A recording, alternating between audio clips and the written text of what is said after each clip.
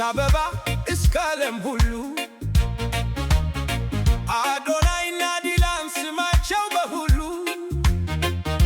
ቲክቶክ ደምቀው ዩቱብ ላይፍ ከወጡት ኢትዮጵያን አሳዩ በፍቅርና በክብር።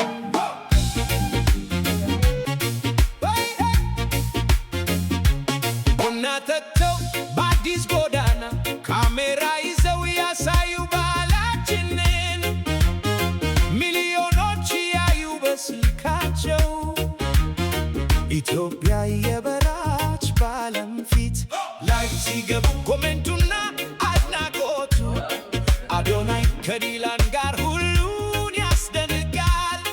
ከመርካቶ እስከ ቦሌ መብራት የኢትዮጵያ ልጆች አሁን በከፍታ በፍቅር መጡ ታሪክ ይዘው ሄዱ የሕዝብን ፈገግታ ለዓለም አሳዩ። እውነተኛ ባህል እውነተኛ ሰው